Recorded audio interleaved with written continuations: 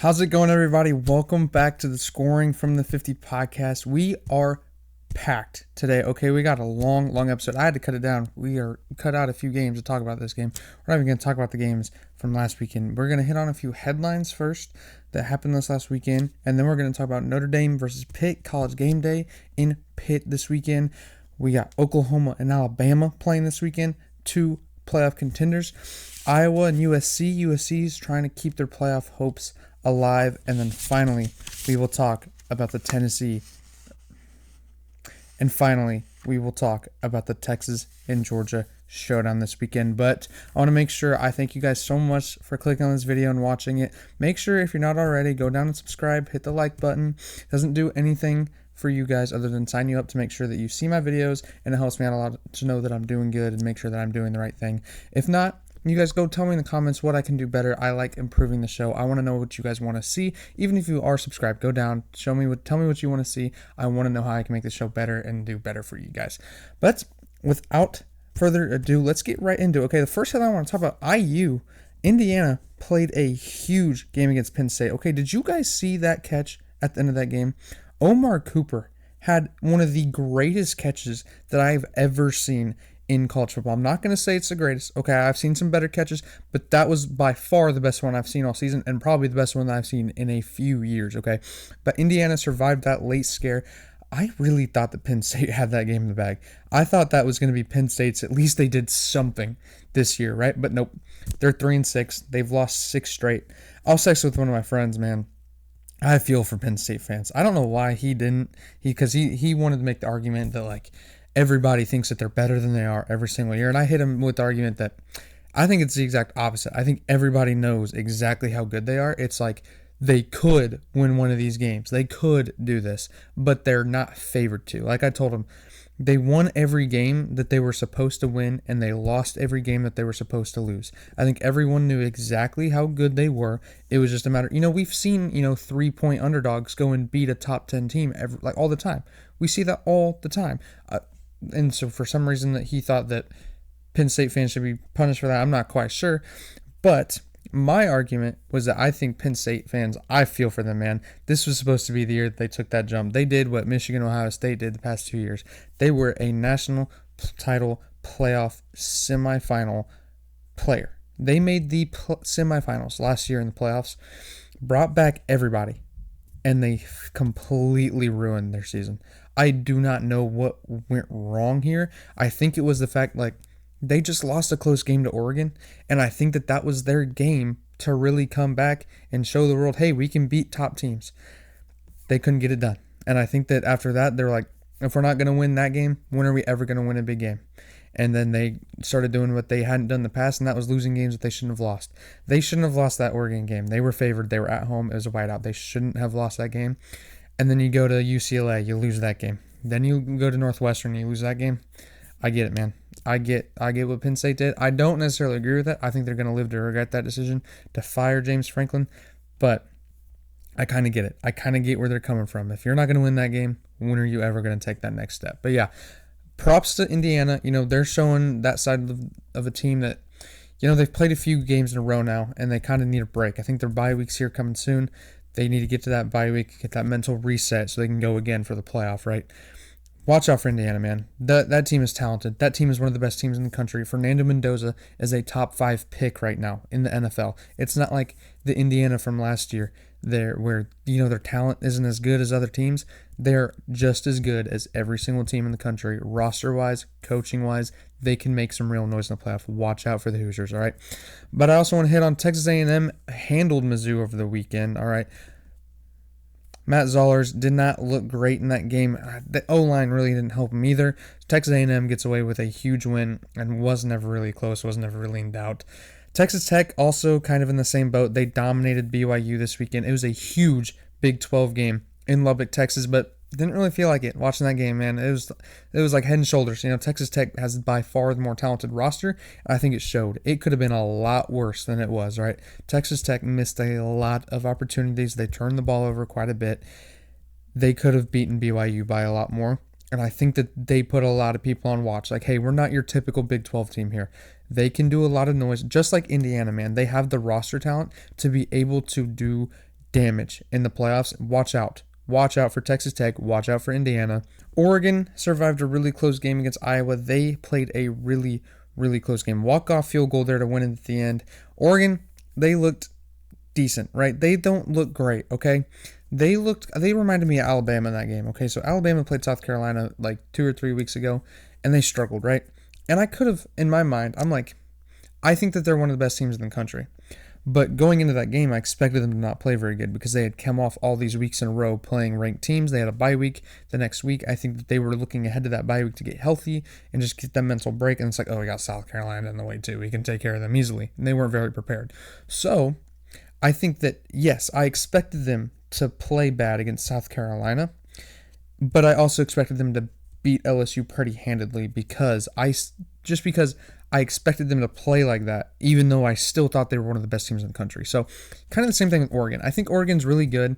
I think Oregon's a lot better than how they played on Saturday, but I also expected them to play bad because of the weather, because they were playing Iowa, who's kind of a team that likes to muck it up. You know, they can get hard-nosed, gritty types of wins like they almost did, but they didn't do quite enough. Okay, again, we'll talk about Iowa a little bit later in the show because they have a huge game against USC.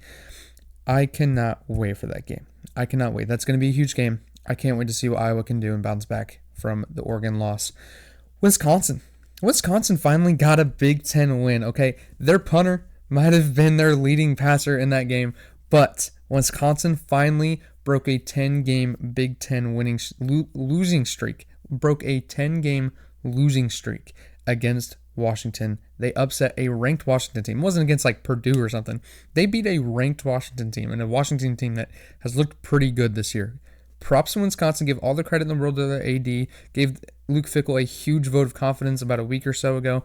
And it looks like that has really given that team a boost. And they needed it, man. They needed that kind of win. They needed some sort of hope that knowing that they were going to hold on to Luke Fickell for another few years, they needed a baseline win to build off of going into that. And I love Luke Fickell. I thought that was a great hire. I think everybody really thought that was a great hire for Wisconsin.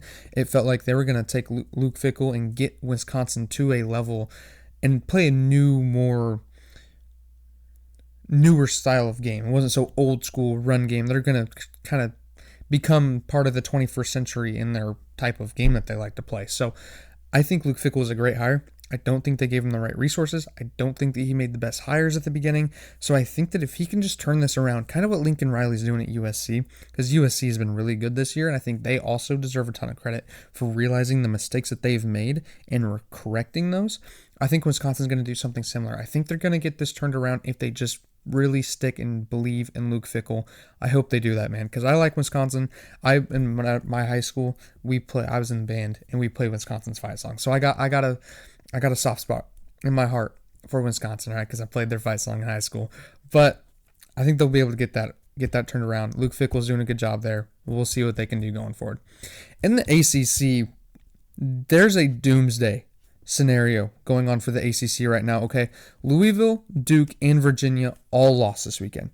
Louisville and Virginia were atop of the ACC standings. I think they both are still up there, but now everyone in that conference has at least one loss, and there's a lot more of them that have two. Miami is their best team, and they have 2 losses. So, what does that mean? Well, it means that Miami is more than likely their best shot at getting in that large bid, just because their conference champion probably isn't going to be Miami. They could still get two teams in there just because maybe they get their conference champion, and then maybe Miami can sneak into the playoff as an at-large team. But there is a much worse scenario happening for the ACC, and it's if enough teams don't lose to get Miami to that at-large position, and say Duke goes on and wins the conference championship, because Duke, while they're 8-4 right now, or they're on track to go 8-4 if they win out, they're 5-4 right now. They could still win the conference because only one of their losses is to an ACC team. So stick with me for a second. Imagine if Duke goes and wins the ACC. They are 9-4 at that point. Not enough teams have lost to get Miami to a position to be an at-large team. Georgia Tech will not get an at-large bid if they don't win the conference, right? They have to win the conference to get in. They're the favorite to do so. I think they will do so, but Duke has just as good of a shot. Okay, if Duke goes in and beats Georgia Tech in the conference championship, that'll knock Georgia Tech out. That'll put Duke as the conference champion. Miami, if not enough teams have lost, then Miami's not going to get in that large bid. Is a 9-4 Duke going to get over a 1-loss James Madison? Is a 9-4 Duke going to get in over a 1-loss USF or any other 1-loss group of 5 team out there? I don't think that they should. I don't care if you just won the ACC. I don't care if you just won a Power 4 conference. If you should not be getting into the playoff as a 4-loss team. I have an issue with 3-loss teams getting into the playoff. I don't think Texas should be in the playoff, even if they do go 9-3. That's the only one that I could kind of see an argument for.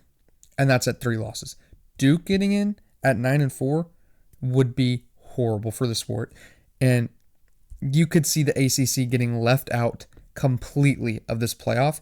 And I think that would put a huge swing into the favor of the Big Ten's proposal for automatic bids, because then ACC is like, man, we cannot have something like that happen ever again. So I think that they will probably, and I think the Big 12 will see that happen and be like, that could also be us. Because I think most people can realize that the ACC and the Big 12 are down here while the SEC and the Big 10 are up here, right? So I think the Big 12 can look at that and be like, that could be us in the future. I think we are going to need the automatic bids. But more than likely, I think Georgia Tech is going to go on and win this conference and probably beat whoever they play in Charlotte. And again, Virginia and Duke have to play this weekend. That's my next headline that I wanted to hit on. Was a huge game in the ACC happening this weekend that we're not going to talk about much in the show, but a huge ACC matchup. Virginia and Duke both at the top of the ACC standings despite Duke's 5-4 record. Don't let that fool you. They only have 1 loss in ACC play, so they are still playing for everything that they want. Watch out for that game. That's kind of like a sicko game. Like the games that I'm talking about right now, I have 4 games that we'll talk about and go in depth on. If you aren't watching those games, if you want to watch something extra, go watch that Virginia and Duke game. That is a huge playoff impact game. Now, not a game that has too much playoff impact, because I think that the winner the team who I think is going to win will get into the playoff no matter what. And the team that I think is going to lose, their coach has been fired. But what makes this interesting, it's the Lane Kiffin Bowl. Okay, we got Ole Miss 15.5 point favorites against Florida this week. All right. What to say about this game? There's not really much interesting about this game. There's 2 things. One, Florida knocked Ole Miss out of the playoffs last year, so that can correlate to this season. I don't think that Ole Miss would be out of the playoff if they lose this game, but I think that it could put them on that track if they lose another game after that. But I don't think that Ole Miss should have anything to worry about there. Ole Miss is a plenty talented enough team to make the playoff and take care of business last 2 weeks. You just got to not lose 2 games. You can lose 1, don't lose 2, you'll get in just fine. But the main storyline, everyone wants to talk about it. Lane Kiffin. All right, what's he going to do? Nobody knows. I don't think Lane Kiffin knows. I don't think his agents know. I think he is not really thinking about that right now. I think his main priority has been just winning football games with Ole Miss. He can worry. I think the Florida thing has been in the back of his mind, but his main focus has been winning games with Ole Miss. Thinking about that Florida job a little bit, knowing that he'll have to make a decision later on. But, man, what storyline do you pay attention to here? If Florida beats Ole Miss, is that an indicament that Lane Kiffin should take this job? Is that the world telling him, hey, man, look what you can do over at Florida? Sure, they haven't been able to get there, but, man, you can't beat them. So, can't beat them, join them. If Ole Miss wins this game, is that automatically like, look, man, you want to restart what you've already built at Ole Miss? You want to go restart that at Florida? Maybe it doesn't work out. You've seen plenty of coaches not work out at Florida. Why would you go there if you know you have something incredibly solid at Ole Miss? And if they beat Florida, I think that's going to speak a lot to that, especially like look at the line. I said that line. I don't talk about betting lines very often on the show. I don't like betting on college football. It's not my thing. It's never going to be something that I really have on this show just because, number one, is it? I don't even know if it's legal for me. I'm 18. I think I can, but I'm not 100% sure if I can or not. It might be a 21 or older thing. But either way, I just think I'm more for the love of the game. Like, I love the game how it is. I don't want any of that outside stuff. So I don't want any, I don't like, you see what's going on in the NBA, man. Like, all that stuff going on. Even the MLB, you got Emmanuel Clase on the Guardians throwing pitches on the freaking dirt just to get some money. Like, made like $15,000 off that. $15,000 to a guy like that is nothing. I digress. But I point out that line for a reason. It's an indicament of how strong Lane Kiffin has built Ole Miss, right? He has gotten them to the point, and their roster to a point where, yeah, Florida's roster, with the amount of NIL funding, the amount of facilities, the stadium that they have, their roster should be a lot better than Ole Miss's. But Ole Miss is a 15.5 point favorite in this game. So why would you want to go to Florida where you have to restart that building process all over again?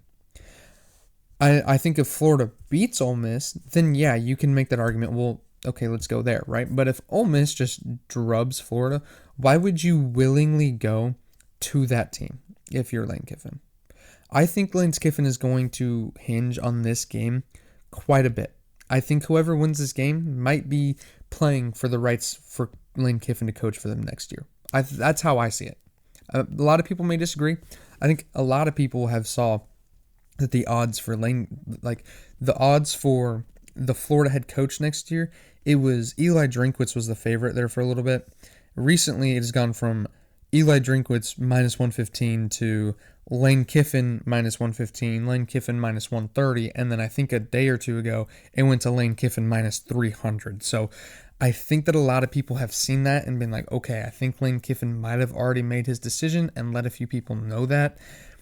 We'll see. I know Florida feels really good about where they're at with Lane Kiffin. I think that they probably think that they're going to get him, and I think that that is a very real possibility, but I think that that could change a lot. I mean, if you're on that sideline, on Ole Miss's sideline, and you're just completely skull-dragging Florida, why would you willingly go to that team? That does not compute in my brain, but we'll see. It's ultimately, none of this matters. It's all about what Lane Kiffin thinks. It's all about what he's going to do. You just don't know at this point in time. But let's get into the games this weekend, all right? We are getting down to the wire. We're about halfway through November. We got 3 weeks left in the season.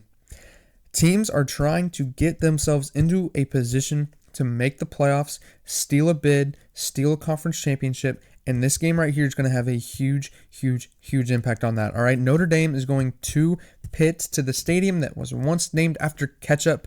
I don't even know what it's called, but it used to be called Heinz Field, right? It was beautiful. I don't know why it's changed, but Heinz Field, that's what I'm going to call it. That's what I grew up with. That's how I'm going to call it. Number 9, Notre Dame. Number 22, Pitt. 11 a.m., ABC. Hopefully, I'll be able to watch ABC this weekend. Last weekend, I was able to buy Sling TV, so I still got to watch all the important games on ABC and ESPN and everything, but hopefully I can just not have to pay an extra $6 to watch the games that I want to watch this weekend. But let's get into this game, all right? CJ Carr. How much has he developed over the year? All right, I think that, they played the 2 big games earlier in the season. They played Texas A&M and they played Miami, and he didn't look that bad. I think now that they're finally playing another halfway decent team, Pitt isn't the best team that they're going to play. They're not Texas A&M, that's for sure. They're not Miami, but they are pretty dang decent, all right? So how much has CJ Carr progressed since those 2 games? I think you're going to get a huge answer in this game, all right? Jeremiah Love is going to play a huge factor in this game. You want to know a key stat that I know? Jeremiah Love, the running back for Notre Dame, obviously, is 988 yards. Pitt's leading rusher, Ja'Carrion Turner, 399. That's a 600-yard difference. That's going to play a huge part in this game, all right? And again, Notre Dame, I think they have a huge quarterback advantage here. CJ Carr is a lot better than Mason Heinzel, okay? I think that CJ Carr, he was a huge recruit, 5-star guy. He is going to make a huge difference as well for Notre Dame, okay? Jeremiah Love, CJ Carr, 2 names to watch out for. Notre Dame is plus 10 turnover ratio this year. Pitt is minus 1. I know that turnovers can be a little bit random, right? You never quite know if you're going to get that stat every single game. But look at what Notre Dame did last year in the playoff run to the national title game. They were really, really good at turning the ball over and not turning the ball over. They were good at making other people turn the ball over and then themselves not giving the other team the ball. So they could keep that going game after game after game after game, and then they ended up going to the national championship game. Can they do something similar here? I think if they're going to see it, it's going to be against Pitt, right? They are -1 in turnover ratio, and Notre Dame is +10. I think that could be a huge part as to who wins this game, right? Pitt, are they still in the ACC title?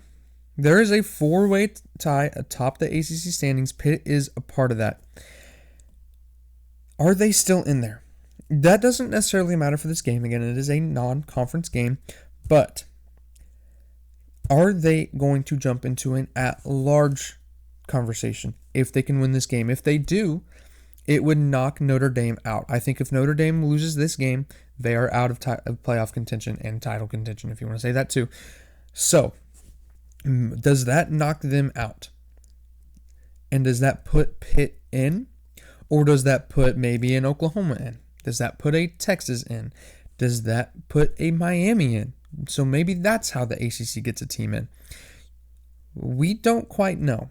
Again, Pitt is ranked number 22. They're still pretty low if you're trying to make the playoffs at this point, but it's not impossible. I think if they went out and a few other games go their way, they could very well be in the playoff conversation, not just as the ACC champion, but also as an at-large team. So watch out for that. Notre Dame's O-line, I think, is the key to win this game. Again, like I said, they have allowed Jeremiah Love to run for 988 yards already this season, and there's still 3 games to go. They only have allowed 10 sacks all season, all right? And they're a really, really good rushing team, so I think the O-line is going to be the reason why Notre Dame wins this game. And again, you throw CJ Carr on top of that and how good he can be, I think Notre Dame's going to run away with this one. I don't know how close this game will be. I don't know what the line is. Again, I don't pay attention much to betting lines, but I would probably pick Notre Dame to cover just because I am very confident in how talented this Notre Dame team is. I think they should take care of business against Pitt this weekend.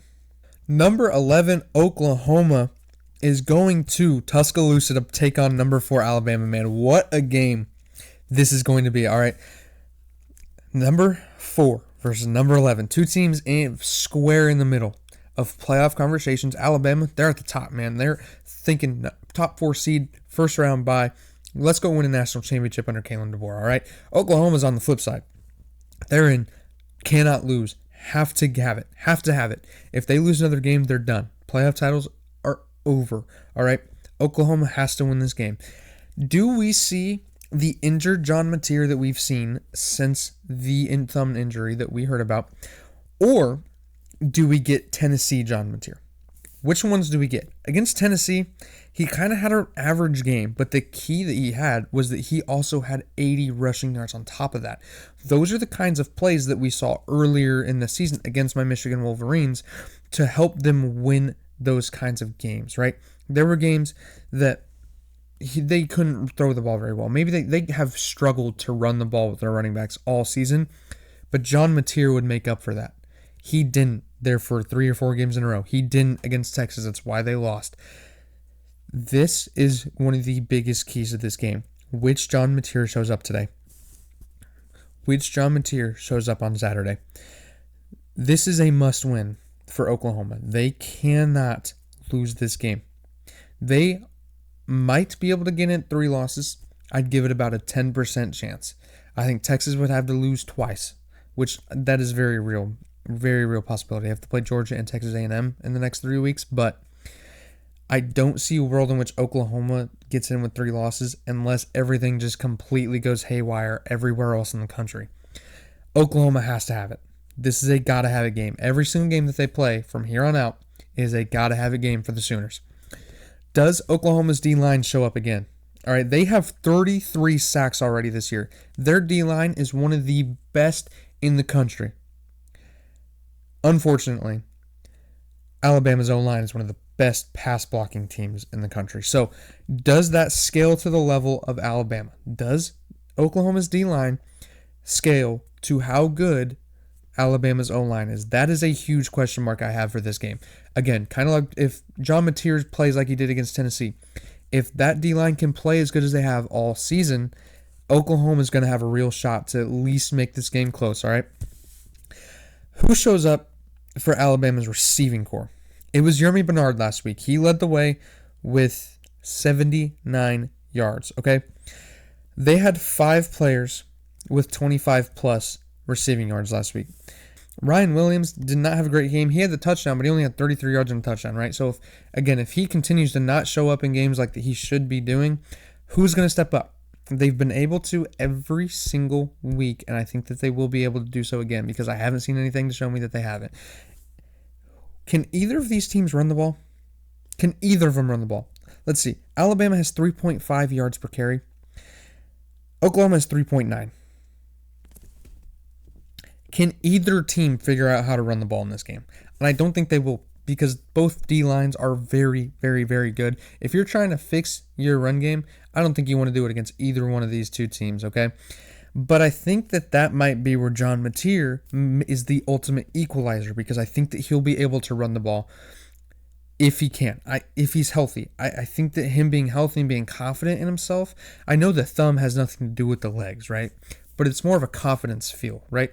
I feel like if you're being able to throw the ball, you have more confidence to take off and run the ball. So if he's playing with confidence, then I think Oklahoma can make this game really close. But I don't know if it's going to be enough, even if he can do that. I feel like there's more question marks for Oklahoma to win this game. If Alabama can run the ball, they'll run away with this game.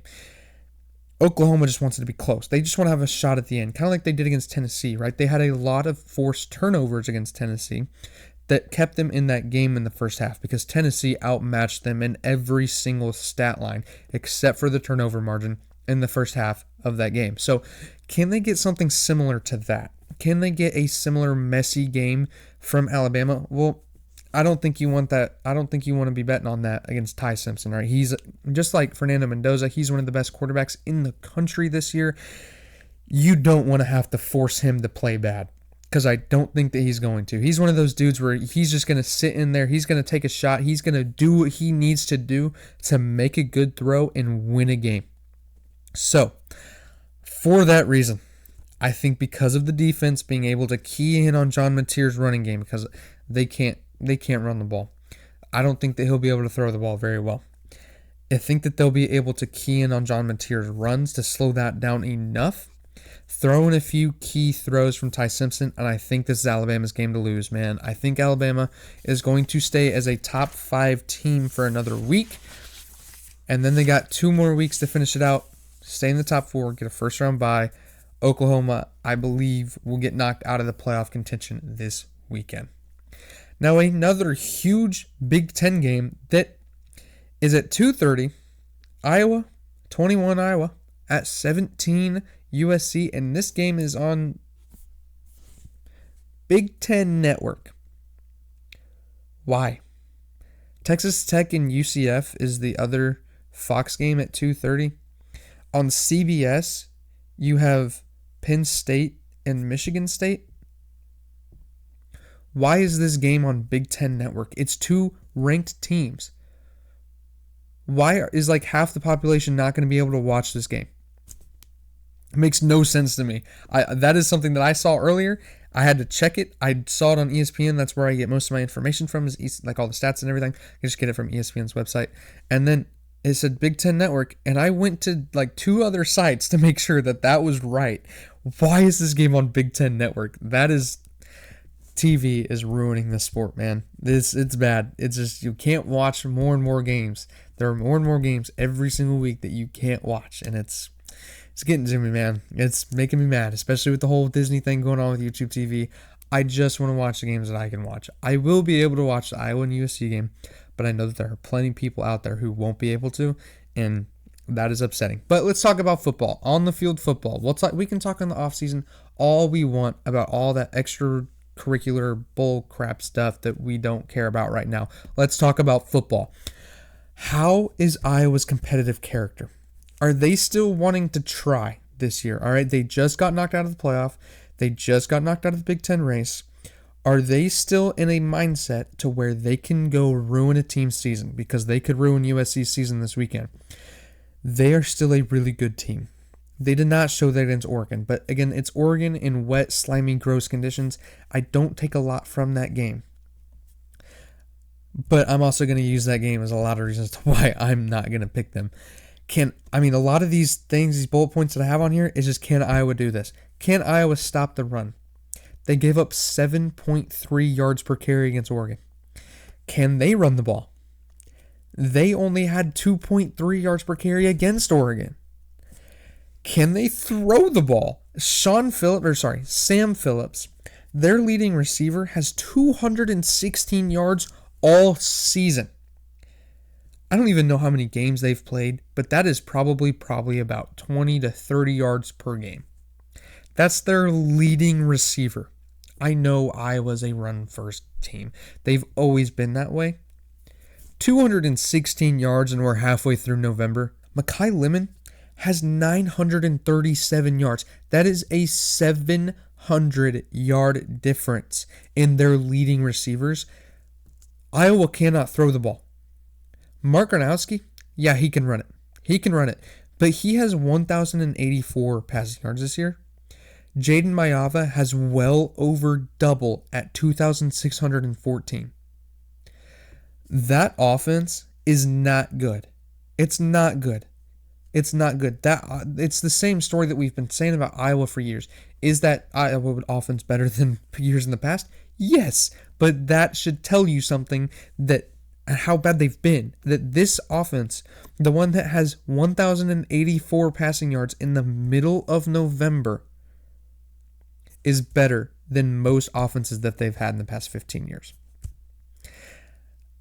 I don't know if Iowa's going to be able to move the ball at all. I truly don't.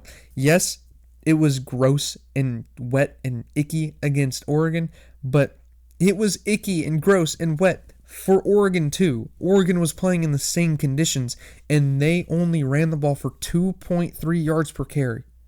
That is unacceptable. That is not good enough for Iowa. That is worse than what Iowa has been.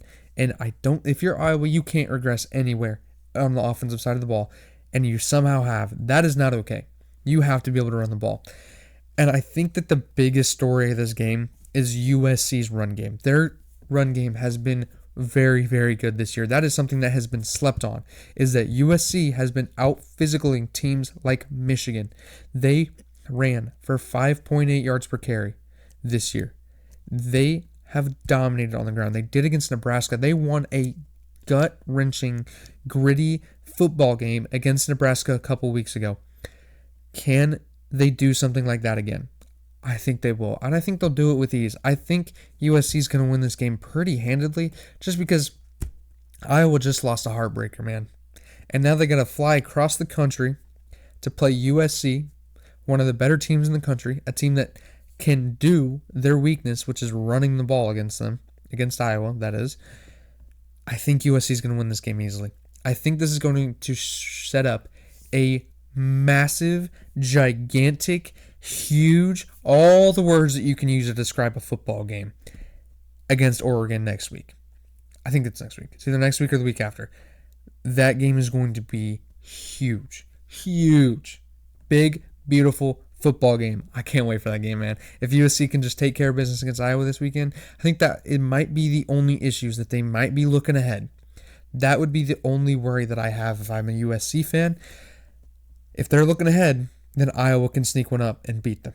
They have the talent to do so, but I don't think it's very likely, and I don't think it's going to happen. And I, myself, am looking forward to this Oregon and USC game coming up later in the season. I can't wait for this game. It's going to be a huge game, but I think USC is going to take care of business against Iowa this weekend. Now, easily, the game of the week is number 10 Texas is going to Athens, Georgia. 6:30, primetime ABC game. It does not get better than this, man. Texas, gotta have it, man. If they don't have this, they're putting them in a position to have to go 9-3, maybe get some luck on their side, and have to beat a top, in my opinion, a top 2 team in the country against Texas A&M. I think it's Ohio State, it's Texas A&M, and then it's Indiana. I think Indiana playing that close game against Penn State dropped them a little bit. Doesn't have anything to do with this game, but that's going to be an even tougher game, I think, than just playing against Georgia. Is Texas actually back? Okay, their offense has looked so much better the past 2 weeks. Okay, Arch Manning has gotten immensely better than the start of the season. He went 12 for 27, 132 yards against Kentucky. Turned around the game against Mississippi State, 29 for 46, 346 yards, and 3 touchdowns. And then he got even better against Vanderbilt, okay? 25-33, 328 passing yards with another 3 passing touchdowns. Arch Manning has to have a game like that. He has to have another game against an even better Georgia defense, a defense that he has not had to play all year outside of that Ohio State game. That Ohio State defense might be the best in the country. Georgia is going to be very, very similar. Can he continue to get better? The main issue that I have with Texas is that they are not helping him at all. They only have 3.9 yards per carry. They had 2.9 against Mississippi State a couple weeks ago. That is not how you beat Georgia. You cannot run the ball with 3.9, and especially not with 2.9 yards per carry. They're going to need somewhere around 4.5. That's the goal if you're Texas. 4.5 yards per carry. That's the goal every single time you play football, in my opinion. If you're in college football, your goal should be 4.5 yards per carry. They have to have that against Georgia. If they don't, Arch Manning's not going to have enough help. Their defense has struggled a little bit the past few weeks. They've looked really good all season, but they gave up 38 to Mississippi State, and they gave up 31 to Vanderbilt. That's not going to work against Georgia, okay? Georgia's offense is much better than both of those offenses. They're much more dynamic than both of those offenses. I don't think that they can give up. If they play the same way that they did against Mississippi State and Vanderbilt, they will give up a lot more than 38 points. They will give up a lot more than 31 points. Georgia will take advantage of that. Texas has to get better there. Georgia, they need to lean on the run game here, all right? They have 4.7 yards per carry. They are over that 4.5 yards per carry mark. They've been running the ball all season. They also have 197 rushing yards per game, which is going to play a huge factor into this game. They have to take advantage of Texas's O-line. Okay, O-line has not been good. Like I said, 3.9 yards per carry, 2.9 against Mississippi State. That is going to easily be taken advantage of against Georgia. Georgia has to take advantage of that against Texas. Georgia only has 10 sacks this year. That's the problem that I have with saying that. They only have 10 sacks this year. They have to change that. They have to get 4 or 5 in this game. They have to take advantage of a Texas O-line that is not that good, all right? But truly, I don't think it matters much. I think that defense is going to play just good enough because I think that they can really shut down Texas's offense just based off talent alone, let alone getting sacks, stuff like that, turnovers, stuff like that. You don't need that if you're Georgia. Georgia's defense is plenty good enough to just take care of business without any random plays like that. And because of that, I think Georgia will be able to run the ball a ton, and I think they'll be able to use those 4.7 yards per carry, get about 197 yards per game. Do that again, and Georgia should win this game pretty easily. But that is going to do it for Scoring from the 50 podcast. A little bit of a shorter episode I'm noticing this week. Talked about a lot in this episode. Made sure we talked about what happened last week and what's going to happen this week. And man, it's only going to get better from here, okay? We are hitting the peak of the season. We got the best weekend in sports in a couple of weeks. Rivalry weekend, man. I'll be up in Ann Arbor. I'm not sure if I'm going to be able to get a podcast uploaded that week. I'm going to try my hardest. I might have to upload it from Ann Arbor instead of from Missouri. We'll see. We'll see on that.